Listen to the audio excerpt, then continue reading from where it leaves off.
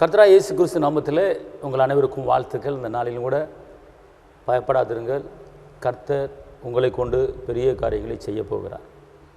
இந்த நாளிலே சின்னவன் ஆயிரமும் சிறியவன் பலத்த ஜாதியாவான் என்ற வார்த்தையின்படியாக பார்ப்பதற்கு ஒரு அற்பமாக, பார்ப்பதற்கு ஒரு ஏளனமாக, பார்ப்பதற்கு தள்ளப்பட்டவனாக, பார்ப்பதற்கு அலட்சியம் பண்ணப்பட்டவர்களாக நீ இருக்கலாம். ஒரு அலட்சியம் பண்ணப்பட்டவர்களாக நீ இருக்கலாம். ஆனால் இந்த நாளிலே உங்களை பெரிய ஜாதியாக்க போகிறார் கர்த்தர். அதனால் பயப்படாதிருங்க. கர்த்தர் உங்களுக்கு ஒரு பெரிய மாற்றத்தை அவர் செய்ய போகிறார். இந்த நாளுக்குண்டான ஒரு வார்த்தை என்ன என்று கேட்டால், நீதிமொழிகள் 2:6, கர்த்தர் ஞானத்தை தருகிறார், அவர் வாயினின்று அறிவும் புத்தி வரும். கர்த்தர் ஞானத்தை தருகிறார், அவர் வாயிலிருந்து அறிவும் புத்தி வரும். இன்றைக்கி நம்ம தகப்பன் இயேசுக்கிட்ட வாயிலிருந்து புறப்பட்டு வந்தால் அறிவும் புத்தியும் தான் வரும். அப்படின்னா ஞானம். இன்றைக்கி மனிதர்கள் வாயை திறந்தால் ஊர் கதை, உலக கதை, வந்த கதை, போன கதை, குற்றப்படுத்துறது, குறை சொல்கிறது, பிறனை அவமதிக்கிறது, இப்படி தான் அநேகர் வாயில் பேசுவாங்க. ஆனால் வாயின் வார்த்தையின்படியே நடந்துடும், பார்த்துக்கொள்ளுங்க. ஆனால் நம்ம தகப்பன் வாயிலிருந்து வந்தால் அறிவு மாத்திரம்தான் வரும், புத்தி மாத்திரம்தான் வரும். அதனால் இன்றைக்கி கர்த்தர் உங்களுக்கு ஒரு வித்தியாசமான முறையில் உங்களை நடத்த போகிறார். எப்படின்னு கேட்டிங்கன்னா, கர்த்தர் உங்களுக்கு இன்றைக்கி நான் ஞானத்தை கொடுக்க போகிறேன் அப்படிங்கிறார். இந்த வார்த்தையை கேட்டு கொண்டு இருக்கிற அருமையான தேவ பிள்ளைகளே, இன்றைக்கி நான் உங்களுக்கு ஞானத்தை கொடுக்க போகிறேன். அதாவது ஞானம் இருந்தால் தான் நல்லா படிக்க முடியும், ஞானம் இருந்தால் தான் நல்ல தொழில் பண்ண முடியும், ஞானம் இருந்தால் தான் நல்ல ஒரு வியாபாரம் பண்ண முடியும், ஞானம் இருந்தால் தான் எப்படி முன்னேற முடியும், ஞானம் இருந்தால் தான் எப்படி உயர முடியும் அப்படிங்கிற காரியத்தை தெரிஞ்சுக்க முடியும். ஞானம் என்பது அறிவு. ஏன்னா அவரிடத்துல ஞானம், அறிவு, புத்தி எல்லாமே ஏசப்பட இருக்குது, பார்த்துக்கொள்ளுங்க. அவருக்குள் ஞானம் இருக்கிறது, அவருக்குள்ள கிருபை இருக்கிறது, பார்த்துக்கொள்ளுங்க. அப்போ அவர் இன்றைக்கி சொல்கிறாரு, நான் இன்றைக்கி உனக்கு ஞானத்தை கொடுக்க போகிறேன் அப்படிங்கிறார். ஞானம் மட்டும் நம்மளுக்கு இருந்துச்சுன்னு வச்சுக்கொள்ளுங்களேன், நம்ம எப்படி வேணாலும் வாழ்க்கையில் முன்னேறலாம்.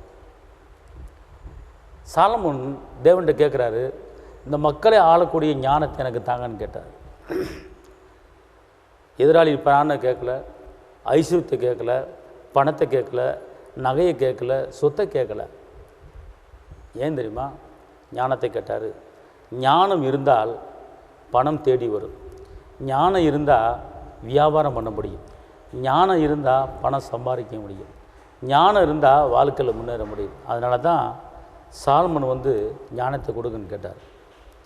ஆனால் தேவன் சொன்னார், நீ ஞானத்தை கேட்டபடியால் ஞானத்தோடு கூட உனக்கு ஐஸ்வர்யத்தை தருகிறேன் என்று சொன்னார். பார்த்தீங்களா? ஞானத்துக்கு பின்னால் ஐஸ்வர்யம் வருது.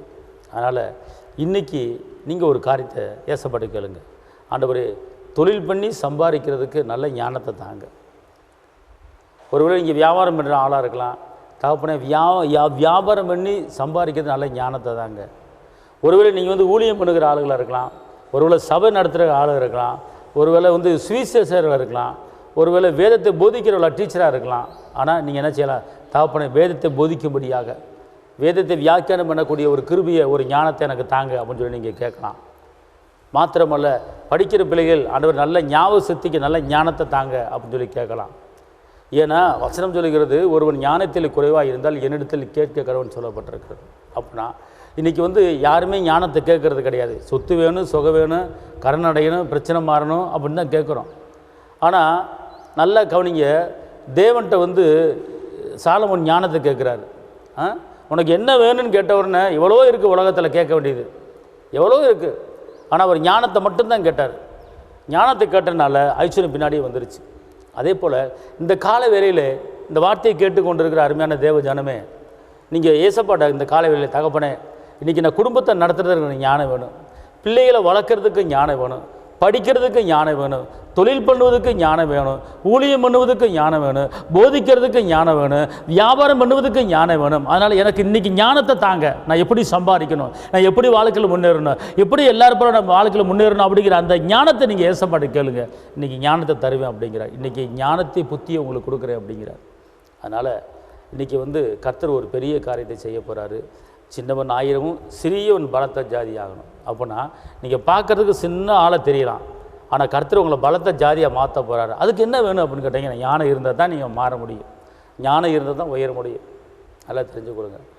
யாக்கோபு எப்படி வாழ்க்கையில் முன்னேறினார்? ஞானத்தினால முன்னேறினார். புள்ளிப்பட்ட குட்டியை போடுறதுக்கு என்ன பண்ணார்? செனாடு தண்ணி குடிக்க வரும்போது மரப்பட்டையை போட்டு குட்டி போட பூரா புள்ளியை போட வச்சார். ஞானமாக செயல்பட்டார் யாக்கோபு. ஒன்றும் இல்லாமல் வெறும் ஆளை தான் போனார், பார்த்துக்கொள்ளுங்க. ஆனால் பாருங்கள், சீமானா வர்றாரு திருப்பி. அதே போல் தான் ஞானம் வேணும் நம்மளுக்கு. எப்படி சம்பாதிக்கணும், எப்படி வாழ்க்கையில் முன்னேறணும். ஈசாக்கு விதவிதித்து 100 மடங்கு அறுவடையை பார்த்தார். அவர் துறதோன இடமெல்லாம் தண்ணீர் வந்தது. அவர் செஞ்சதெல்லாம் வாய்த்ததுங்க. அதனால் இன்றைக்கி நீங்கள் தனிமையில் இருக்கிறீங்களா? ஒருவேளை நீங்கள் ஒதுக்கப்பட்ட நிலைமையில், தள்ளப்பட்ட நிலைமையில் இருக்கீங்களா? நீங்கள் செய்கிற காரியம் எதுவுமே வாய்க்காமல் போகிறதா? தொழில் பண்ணி நஷ்டத்தில் இருக்கிறீங்களா? வியாபார நஷ்டத்தில் இருக்கிறதா? ஊழியத்தில் வாழ்க்கையில் முன்னேற முடியாமல் இருக்கீங்களா? நான் எவ்வளோ ஊழியம் பண்ணி பார்க்குறேன், ஊழியம் பண்ண முடியல அப்படின்னு கவலைப்படுறீங்களா? கர்த்தர் உங்களை உயர்த்த போகிறாரு. அவர்கிட்ட நீங்கள் ஞானத்தை கேளுங்க. இந்த கால வேளையில் சாலமோனுக்கு அடுத்த போல், ஆண்டவரே எனக்கு ஞானத்தை தாங்க, எனக்கு ஞானத்தை தாங்க. ஒருவேளை பிள்ளைகளை படிக்க வைக்க முடியாமல், பிள்ளைகள் கீழ்ப்படியாமல் இருக்கா, பிள்ளைகளை வளர்க்குறதுக்கு எனக்கு ஞானத்தை கொடுங்க அப்படின்னு சொல்லி பெற்றோர்கள் நீங்கள் கேட்கலாம். பிள்ளைகள் படிக்கிற பிள்ளைகள் நல்லா படிக்கிறதுக்கு நல்ல அறிவை ஞானத்தை தாங்கன்னு சொல்லி பிள்ளைகள் கேட்கலாம். அப்போ எல்லாமே ஞானத்துக்குள்ளே அடங்கியிருக்கிறது. அதனால் இந்த நாளிலே, இந்த கால வேளையிலே ஏசப்பட்ட ஞானத்தை கேளுங்க. அவர் சொல்லிட்டார், உங்களுக்கு ஒரு ஞானம் குறைவாக இருந்துச்சுன்னா என்கிட்ட கேளுங்க, நான் தர்றேன் அப்படின்னு சொல்லிட்டார் யாக்கோபில். அதனால் இன்றைக்கி கர்த்தர் உங்களுக்கு ஞானத்தை கொடுக்க போகிறாரு. நீங்கள் வாழ்க்கையில் முன்னேற போகிறீங்க. கர்த்தர் பெரிய காரியங்களை செய்வார். உங்களுக்கு நான் ஜெபிக்கிறேன். தகப்பனே இயேசுவே, நன்றி உள்ளத்தோடு துதிக்கிறேன், ஸ்தோத்திரிக்கிறேன். உன்னதருமை துதிக்கிறேன், உயர்ந்தவருமை துதிக்கிறேன், அற்புதருமை துதிக்கிறேன், அதிசயருமை துதிக்கிறேன். இந்த நாளில் கூட சாலமோன் கழித்த ஞானத்தை தேவ பிள்ளைகளுக்கு தாங்க. இந்த கால வேளையிலே யாரெல்லாம் ஞானத்தை கேட்குறாங்களோ ஞானத்தை கொடுங்க. குடும்பம் நடத்துறதுக்கு ஞானத்தை தாங்க, தொழில் பண்ணுவதுக்கு ஞானத்தை தாங்க, வியாபாரம் பண்ணுவதுக்கு ஞானத்தை தாங்க, ஒருமனமாக இருப்பதுக்கு ஞானத்தை தாங்க, சமாதானமாக இருப்பதுக்கு ஞானத்தை தாங்க. தேவ கிருபை, தேவ பலன், தேவ பாதுகாப்பு கூட இருக்கட்டும். இந்த நிகழ்ச்சியை பார்க்குற ஒவ்வொருவரையும் ஆஸ்வதிங்க. ரத்த கோட்டைகளை மறைத்துக் கொள்ளுங்க. இயேசுவின் நாமத்தில் பிதாவே, ஆமென். கர்த்தர் உங்களை ஆசீர்வதிப்பார். தேவனுக்கு மகிமை.